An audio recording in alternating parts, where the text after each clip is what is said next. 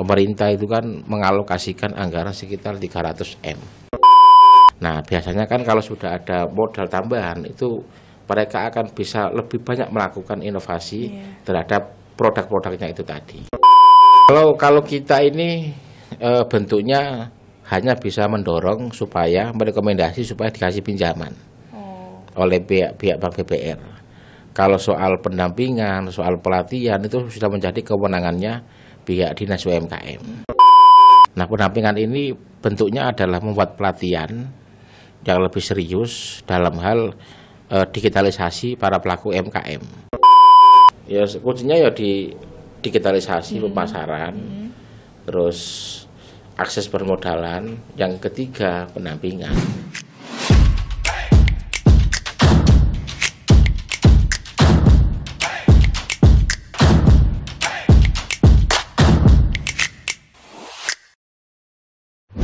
Assalamualaikum warahmatullahi wabarakatuh.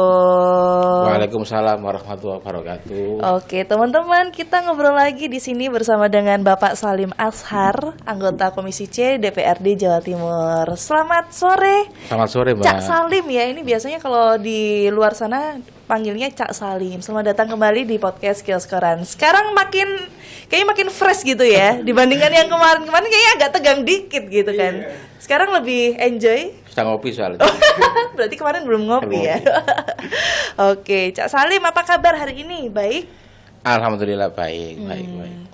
Sudah enakan ya, Cak ya? Sudah ngopi, sudah makan siang. Sudah ngopi, sudah ngerokok, sudah makan siang, jadi agak fresh. Agak fresh. Kalau kemarin kan belum ngopi, belum makan juga. Belum merokok, belum makan juga, akhirnya kurang fresh. Kurang fresh, ngantuk juga habis dari Jakarta kan yang waktu kapan hari. Kalau ini tadi dari mana, Cak Salim? Dari rapatkah atau dari rumah tadi? Dari rapat, paripurna. Rapat paripurna ya. Ini Cak Salim ini anggota Komisi C. Komisi C itu biasanya membahas terkait apa aja nih, Cak? Komisi C itu komisi yang bagian keuangan. Bagian keuangan termasuk soal pendapatan daerah. Oke. Dan mitranya juga gak terlalu banyak. Mitranya itu cuma ada BKAD yang soal aset dan keuangan itu, terus DPM TSP sama Bank Jatim atau BUMD. Jadi BUMD itu di Jawa Timur itu selalu menjadi mitra kita. Mitranya Komisi C. Jatim itu kan ada 9 BUMD. Nah, itu juga mitra kita semua. Berarti Cak Salim sendiri ini kalau ngomongin soal Komisi C itu UMKM itu termasuk atau bukan ya? UMKM itu kalau dinas, itu kan masuk di mitra Komisi B. Tapi kalau DC juga masuk karena UMKM juga bagian dari pelaku usaha yang bisa memberikan manfaat atau pajak ke Pemprov, meskipun harus ada klasifikasi kan. Kalau UMKM itu kan bisa kena pajak kalau pendapatannya itu di atas 500 juta tiap tahun. Kalau di bawah itu mereka bebas pajak.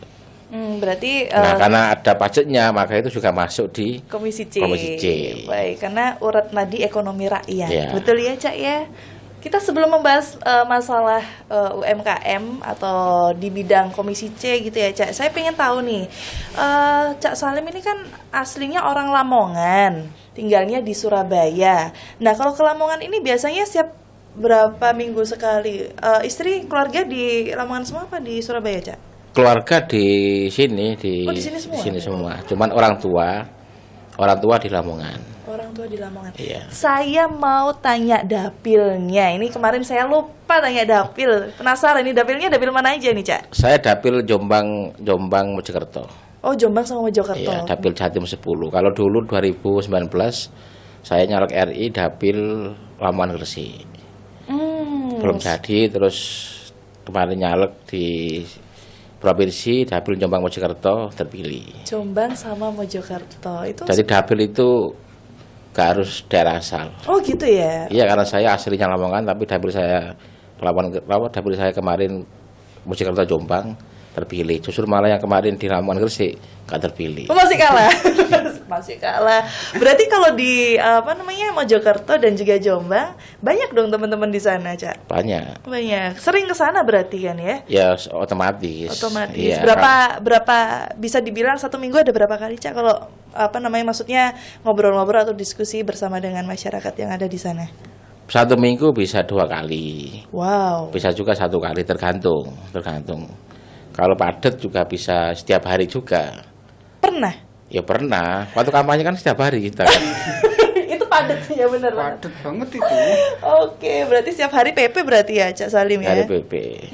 Kalau di Mojokerto sama Jombang berarti nggak ada keluarga sama sekali di sana, Cak? Nggak ada. Yang ada sahabat-sahabat. Oh, Banyak di situ, ya. sahabat-sahabat. Oh, teman-temannya banyak di sana berarti. Kalau di Jombang itu biasanya apa ini oleh-olehnya kalau di Jombang sana itu ya? Jombang itu tergantung. Kalau kopi juga ada. Kerupuk bukan sih? Ya, bukan ya? Kerupuk juga ada. Kopi itu di daerah yang pegunungan itu yang Wonosalam itu. Kopi sama durian. Sama durian. Kerupuk ya? juga ada. Banyak kalau di Jombang itu. Batik juga ada. Oh, batik juga ada di sana? Ada. Berarti memang Cak Salim sendiri sering sekali ya ke Mojokerto. Lebih sering mana? Ke Lamongan apa ke Mojokerto Jombang? Lebih sering ke Mojokerto Jombang. Pokoknya 1 minggu itu pasti saya ke sana. Kalau nggak ke Jombang, ke Mojokerto. Kadang-kadang juga dari Mojokerto ke Jombang kan deket kan. Itu biasanya pasti. Kalau teman-teman di sana yang biasa dikeluhin apa, Cak Salim? Di daerah dapilnya Cak Salim sendiri? Variatif. Banyak. Kadang masalah daerah irigasi, masalah banjir, kadang juga masalah UMKM, banyak macam-macam. Jadi kalau kita itu kan agak padat kegiatannya kan, karena di dapil saya itu dapil yang lumayan tertib. Tertib itu maksudnya pola skema kerjanya kan pola skema kerja tandem. Jadi kayak saya kemarin itu kan bersinergi dengan kabupaten, provinsi sama RI kan. Nah ketika jadi maka kerjanya juga harus sama-sama. Kayak kemarin itu Jumat, Sabtu, Minggu itu kan kita buat kegiatan pasar murah PKB. Oh, di sana? Iya, 10 titik itu kan. Karena DPR kabupatennya 10, maka satu DPR wajib melaksanakan 1 titik. Nah, kita kan juga harus hadir di sana kan untuk ikut acara yang pasar murah itu. Berarti kalau pasar murah ini yang menjadi UMKM-nya sana dong? Masyarakat, bukan UMKM. Kalau pasar murah itu masyarakat. Jadi kita punya program pasar murah, beli beras. Oh, yang harga murah itu ya? Beli beras 3 kilo, nanti dapat bonus minyak, gula sama Indomie 2. Iya sih, di kelurahan saya juga. Ya lupa saya. Itu namanya pasar murah, bukan pasar rakyat. Kalau pasar rakyat baru yang banyak jualan makanan minuman itu ya. Ya, kalau di kelurahan saya juga ada itu pasar rakyat. Jadi kalau pasar rakyat itu biasanya eventnya diselenggarakan oleh pihak dinas atau pihak kementerian atau kerjasama itu kan.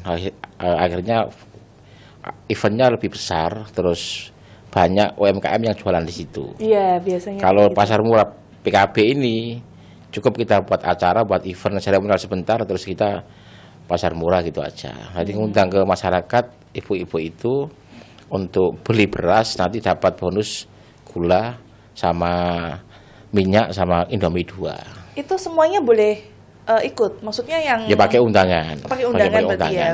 Berarti nggak semuanya bisa datang ke pasar. Iya, tergantung pihak panitia lokal itu menyediakan berapa sembako. Kalau semisal 300 sembako berarti kita harus ngundang 300. Nanti kasih door prize itu juga. Ada door prize-nya juga. Ada. Ini sukaannya ibu-ibu sih, Cak Salim biasanya dapat murah, terus dapat hadiah yang datang mayoritas ibu semua. Kalau sembako itu pasti yang datang ibu-ibu. Iya sih, waktu itu sempat ada share-sharean gitu kan, pengen datang tapi kok aduh waras-waras panas soalnya. Waktunya diambilkan pagi sama sore. Jadi siang itu kita hindari karena faktor panas. Kan. Jadi pagi-pagi banget. Ada yang pakai acara senam dulu macam-macam, nanti baru sembako. Supaya nggak bosan kali ya. Kalau langsung ada jual beli itu kan kayak biasa gitu. Tapi kalau di depan sudah ada senam, terus jalan sehat nggak mungkin sih. Oke. Sebenarnya acara itu sebenarnya salah satu bentuk upaya PKB ya. Kita kembali ke masyarakat itu loh. Seperti mereka kemarin-kemarin yang sudah milik kita itu kita perhatikan lagi itu kan. Dan itu salah satu programnya, banyak yang lain gitu loh. Salah satu program yang kita terapkan di situ. Baik, tadi sudah sedikit bercerita tentang aktivitas dapilnya juga dari Cak Salim sendiri. Sekarang kita akan membahas dan memasuki tema di episode kali ini, yang dimana kita akan ngobrol santai dan membahas terkait peran DPRD Provinsi Jawa Timur dalam menopang UMKM digital. Sebelum itu Cak, saya mau tanya, sebenarnya jumlah UMKM di Jawa Timur itu ada berapa sih kira-kira? Atau mungkin di dapilnya Cak Salim sendiri ada kira-kira sekitaran berapa? 5.000 kalau Jawa Timur itu, kalau nggak salah ya. Saya punya data Jawa tadi, aku sempat baca. Oh, ya kurang lebih sekitar 5.000. Pokoknya Jatim itu termasuk di wilayah zona Jawa terbaik kedua setelah Jawa Barat. Oh, UMKM-nya itu termasuk banyak. Saya tadi lupa berapanya, itu lupa aku. Tapi yang pasti itu Jatim itu nomor 2 setelah Jawa Barat. Oke, nah ini kenapa sih Cak Salim sendiri DPRD Jawa Timur itu concern sekali gitu kan terhadap UMKM digital, dan apakah benar UMKM itu memang besar sekali di Jawa Timur? Tadi kan sudah disebutkan nomor 2 gitu kan, nomor 2 setelah Jawa Barat.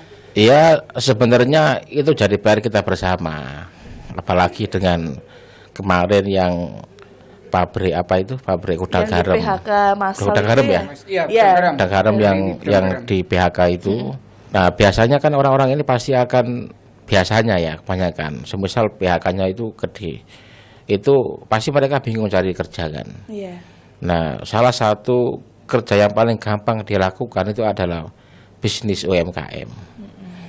Cuman biasanya kayak begini ini, mereka juga harus, satu, dia butuh modal, tapi soal niatnya pasti dia lebih serius. Orang-orang yang sudah kena PHK itu biasanya kan begitu. Nah, makanya kan UMKM terus kita tekankan supaya pemerintah benar-benar lebih serius untuk memaksimalkan potensi-potensi UMKM yang ada di Jawa Timur. Karena kalau nggak dimaksimalkan kan gitu loh, apalagi karena terbanyak nomor 2. Iya, paling nggak kan ini menjadi spirit bersama untuk bagaimana Jatim itu bisa nomor 1 atau paling nggak berimbang dengan Jawa Barat lah untuk dalam segi UMKM-nya itu. Terus tadi Cak Salim bilang kan pastinya mereka ini ada ibaratnya tantangannya salah satu adalah modalnya. Nah ini kan pasti banyak sekali di luar sana UMKM kecil yang masih kalah dengan pesaing-pesaing lainnya dikarenakan keterbatasan modal, seperti nggak usah terlalu tinggi ya Cak. Misalnya kita pengen nge-branding melalui packaging misalnya, itu kan pasti membutuhkan modal gitu kan. Nah ini gimana peran dari DPRD sendiri, apakah mendorong untuk atau mensupport mereka ini untuk bisa atau tidak kalah dengan para UMKM yang lainnya untuk tetap eksis gitu loh Cak? Jadi kebetulan Jatim itu kan ada bank UMKM yang BPR itu kan. Nah, itu juga salah satu mitra kita. Jadi bank ini memang yang awalnya itu khusus perkreditan, sekarang itu beralih ke UMKM. Nah, setiap kali kita diskusi dengan pihak BPR pasti akan menyarankan untuk memberikan bantuan modal Maksudnya itu bisa bentuk bantuan, bisa juga bentuk mempermudah pinjaman untuk masyarakat yang sebagai pekerja UMKM. Nah, sebenarnya ini kan sudah ada fasilitas, sudah ada bank yang disediakan oleh Pemprov supaya masyarakat kalau mau pinjam silakan ke bank ini. Nah, tentunya kan tetap pakai aturan, yang regulasi yang sudah disiapkan oleh pihak Bank BPR tadi kan. Tapi paling tidak bahwa Jatim ini sudah menyiapkan kayak kemarin di anggaran ya perubahan ini, pemerintah itu kan mengalokasikan anggaran sekitar 300 M sebagai bentuk pinjaman kepada Bank BPR. Nah, tentunya spirit ini bahwa uang ini harus kembali ke masyarakat, dalam hal ini ya pelaku UMKM. Nah, ini juga harus ada sosialisasi menurut saya ke para pelaku UMKM supaya yang hari ini UMKM-nya itu sudah berjalan bagus, paling enggak dia ada nafas untuk tambahan modal. Nah, biasanya kan kalau sudah ada modal tambahan itu mereka akan bisa lebih banyak melakukan inovasi terhadap produk-produknya itu tadi. Lebih kreatif lagi. Gitu kan. Untuk Cak Salim sendiri yang sudah dilaksanakan terkait langkah konkret yang pernah ibaratnya langsung terjun ke para pelaku UMKM mungkin dengan cara pelatihan atau sosialisasi. Kalau kita ini bentuknya hanya bisa mendorong supaya merekomendasi supaya dikasih pinjaman oleh pihak Bank BPR. Kalau soal pendampingan, soal pelatihan itu sudah menjadi kewenangannya pihak Dinas UMKM. Tapi kita juga bisa menitipkan kalau itu yang benar-benar bagus bisa kita sampaikan ke dinas terkait bahwa ini pelaku UMKM yang bagus layak untuk dilakukan pendampingan secara serius. Itu bisa. Tapi paling yang kita lakukan saat ini yang paling mudah adalah teman-teman kita dulu, teman-teman kita yang memang kita tahu secara portofolionya itu bagus selama dia bekerja di UMKM itu kita bantu sodorkan untuk supaya dikasih pinjaman sama pihak Bank BPR. Itu sih kalau dalam hal apa yang sudah kita lakukan itu kan. Iya. Terus kalau untuk sosialisasi go digital saat ini bagaimana? Kan sekarang itu kan 2025 itu sudah digitalisasi. Semuanya itu serba digital. Yang offline ini kadang kayak kalah dengan yang di marketplace gitu. Nah, ini seberapa banyak sih sebelum kita mengarah ke sosialisasi untuk mereka ini, saya mau tanya seberapa banyak sih Cak Salim untuk UMKM yang ada di Jawa Timur ini yang sudah go digital? Kalau data pastinya saya nggak tahu ya berapa persennya gitu ya, tapi paling tidak semuanya harus beralih ke sana. Jadi para pelaku UMKM sekarang harus fokus pada digitalisasi, karena menurut saya itu kan ada 3 hal yang menjadi faktor keberhasilan UMKM kan. Yang pertama kan digitalisasi, terus marketing pemasarannya ya, itu termasuk akses modal, yang ketiga pendampingan. Nah, digitalisasi ini kan berarti bantu memasarkan bahwa produk ini gimana caranya bisa viral, bahwa ini produk bagus dan diketahui oleh semua pihak, nggak hanya di lokal daerah itu, nggak hanya di tetangga aja, kayak di tetangga. Misal kayak batik Madura itu kan, ya batik Madura itu kan sekarang sudah bagus itu loh. Nah, itu harus bisa ditiru oleh produk-produk yang lain.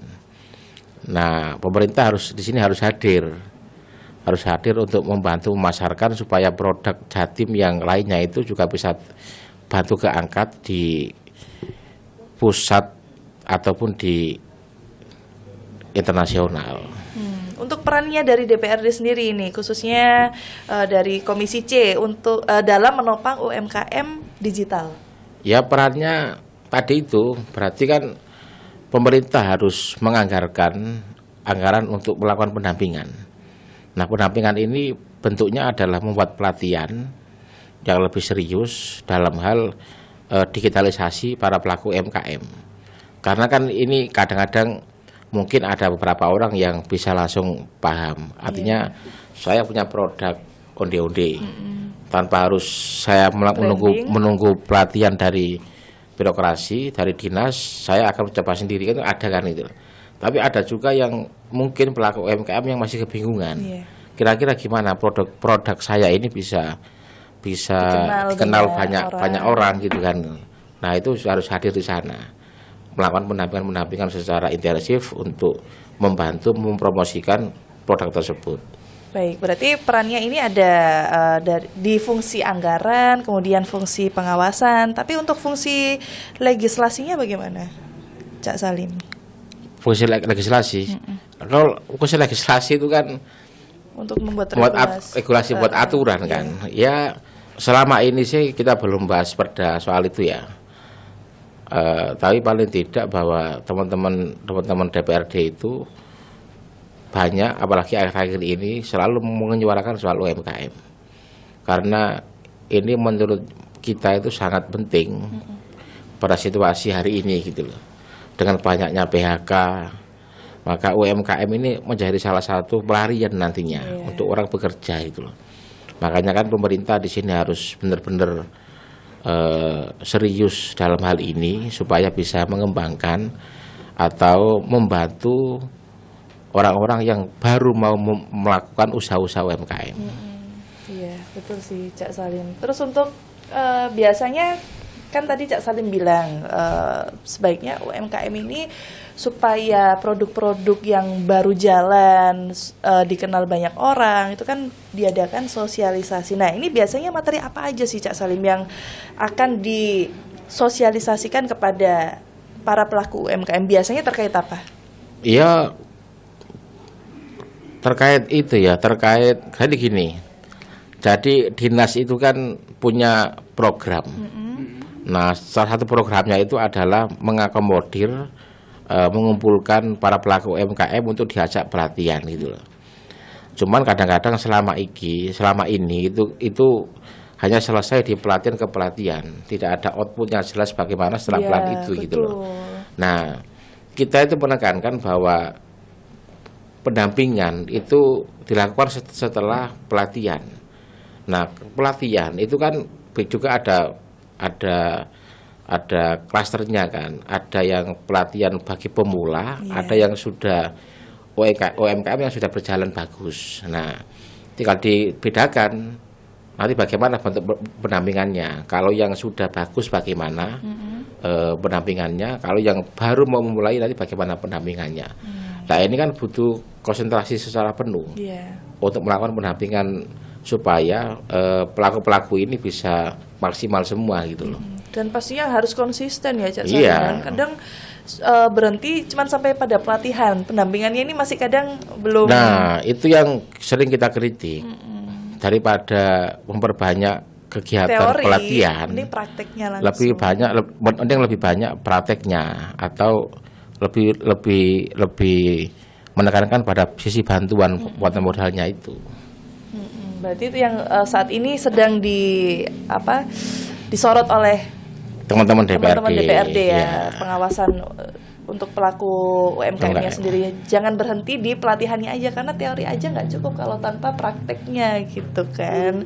Menurut Cak Salim sendiri, untuk e-commerce yang ada di Indonesia ini ya Cak Salim kan banyak sekali. Nah, platform apa sih yang paling sesuai untuk UMKM di Jawa Timur? Maksudnya platform gimana? Platform itu kan untuk penjualan, marketplace gitu. Itu menurut Cak Salim sendiri yang saat ini banyak digemari oleh pelaku UMKM itu apa? Mungkin di toko orange atau di toko hijau? Iya, gitu. Pasti itulah. Atau yang TP, TikTok gitu. Ya, marketplace 3 itu yang menurut saya paling dominan kan. Yang hari ini paling mudah untuk menjualkan produk kan di situ. Jadi marketplace ini juga sebenarnya sangat membantu teman-teman UMKM. Karena kan di rumah bisa jualan online. Aku punya teman di Sidoarjo itu bisnis tas kulit itu. Itu kalau pas biasanya yang ramai itu 12 itu apa namanya? Oh iya. Promo itu. Kalau sekarang 9.9. Itu luar biasa keuntungannya itu. Itu online. Online. Kalau online itu kan enak ya, kita nggak perlu nyewa apa namanya kayak. Harus ke sana memang arahnya itu. Mau nggak mau harus ke sana. Kalau masakan di mana sekarang? Kalau hanya via sosmed yang lain mungkin bisa membantu, tapi kan kita nggak tahu seberapa dia followernya kan gitu kan. Nah kalau kita masukkan di marketplace yang mungkin hari ini sudah ramai itu kan lebih mudah. Kalau saya mau beli sabuk kan, tinggal klik kan, sabuk kulit kan udah keluar semua nanti kan. Memudahkan pencarian lah ya. Mau cari di Sidoarjo, mau cari di Surabaya, mau cari di Mojokerto kan ada semua nanti. Terus kalau untuk marketplace sangat memudahkan teman-teman pelaku UMKM ini untuk mendapatkan penghasilan. Yang mall-mallnya otomatis bakalan tutup gitu dong, Cak. Itu PR kita bersama sebenarnya, harus dibuat regulasi yang mengatur soal itu. Memang ya kita sama-sama tahu dengan banyaknya mall yang tutup sekarang ini kan nggak jauh karena ramainya marketplace. Pasti kan faktor itu kan. Sekarang udah zamannya digital semua. Hanya ada beberapa mall yang masih bertahan. Ada yang sudah mulai tutup karena mereka sudah melaksanakan penjualan melalui marketplace itu tadi. Kan kasihan gitu kan, sudah berdiri yang dulunya rame sekarang ya Allah udah tutup ternyata. Itu harus dibuat aturan yang pas itu supaya nggak bagaimana sama-sama berjalan. Iya betul. Yang mall juga jalan, terus yang marketplace juga jalan. Soalnya kalau mall tutup kita mau nonton di mana? Bioskopnya ikutan tutup dong nanti. Oke, ini kita kembali lagi ke UMKM, Cak Salim. UMKM itu kan biasanya mereka sering bingung antara produksi massal dan juga menjaga kearifan lokal. Nah, ini bagaimana sih solusinya dari menurut Cak Salim sendiri, solusi yang praktis untuk mereka-mereka ini? Ya, kalau memang banyak yang mintanya banyak kan gimana? Berarti kan kita harus melakukan produk masalah tadi kan gitu loh.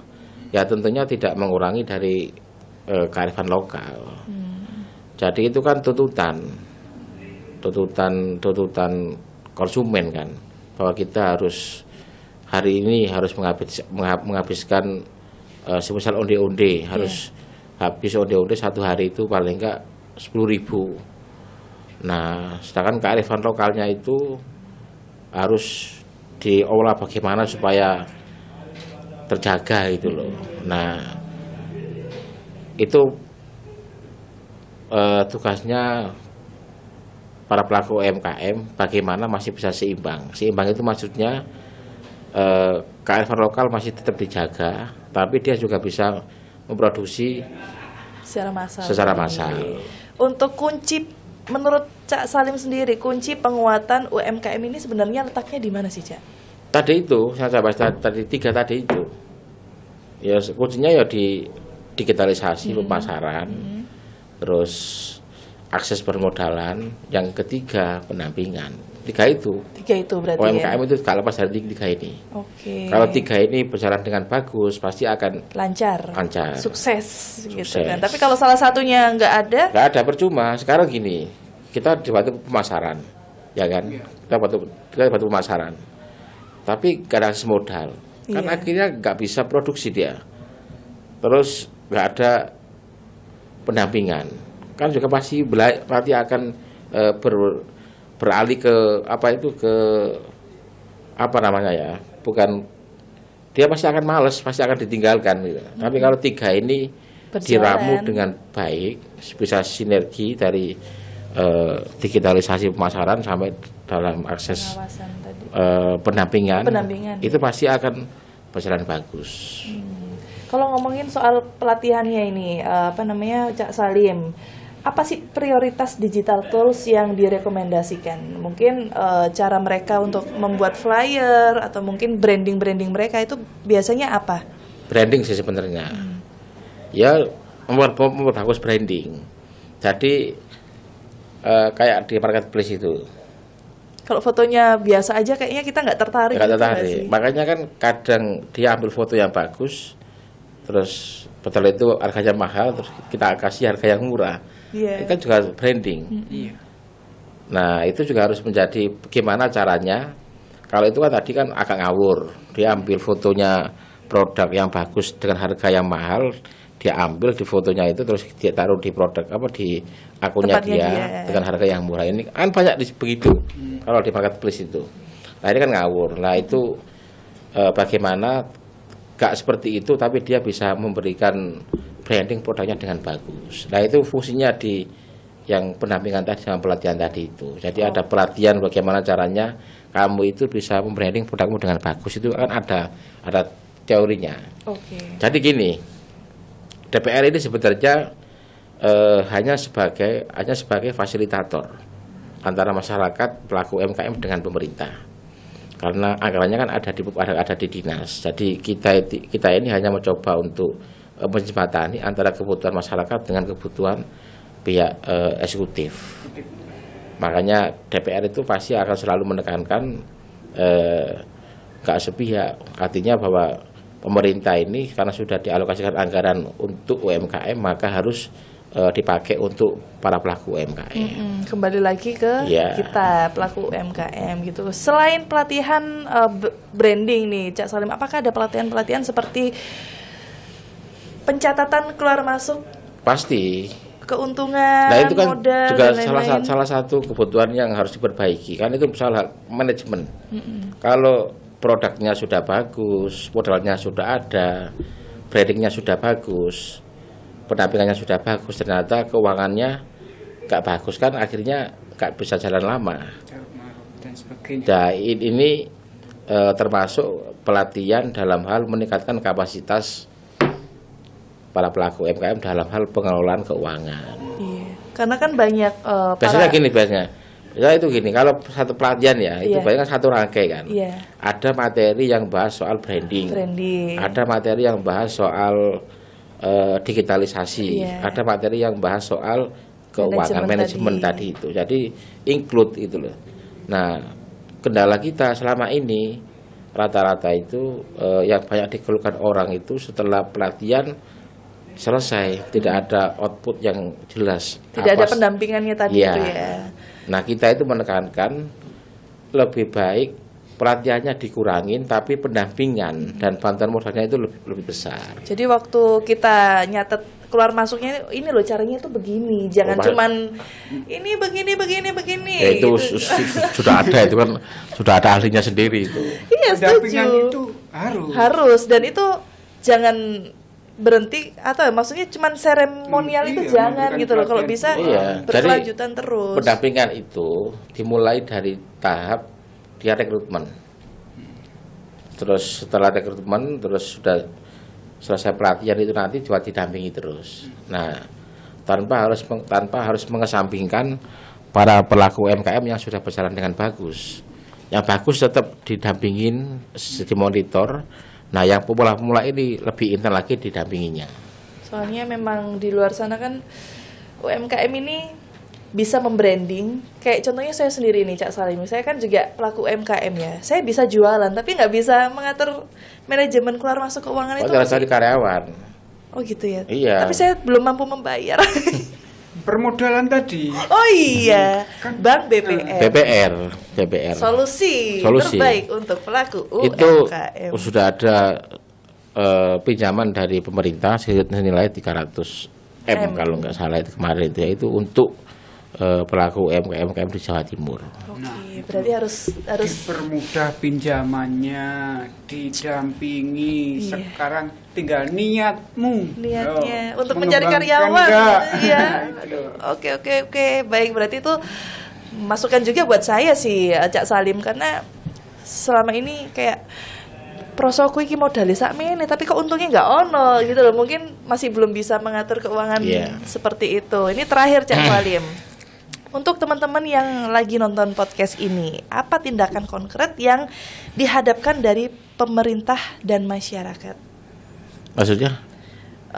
Mungkin tindakan-tindakan dari pemerintah dan juga masyarakat seperti yang tadi Cak Salim. Harapannya kepada UMKM seperti apa? Pemerintah. Ya, dari anggota DPRD Komisi C kepada. Ya, kalau harapan anggota DPRD ya berjalan semua. Artinya DPRD sudah mengalokasikan anggaran untuk dinas terkait. Nah, tentunya anggaran ini bisa dipakai dengan baik untuk kebutuhan masyarakat. Dalam hal ini kan UMKM. Biar seimbang. Itu pasti kita harapannya di situ. Karena kalau UMKM itu bagus, sebenarnya daerah juga yang diuntungkan. Makanya kan menurut saya itu ada klasifikasi usaha-usaha yang sudah besar itu tetap ditingkatkan terus, karena nanti daerah juga bisa narik pajak. Kalau yang kecil-kecil itu tetap kita bina, terus kita monitoring, kita bantu kembangkan supaya nanti bisa semakin lama semakin meningkat. Artinya harapan kita itu UMKM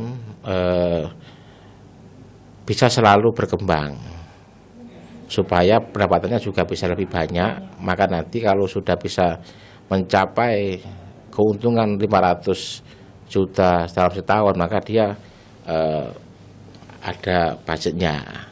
Kalau masih di situ, kalau masih di bawah itu kan belum ada budgetnya.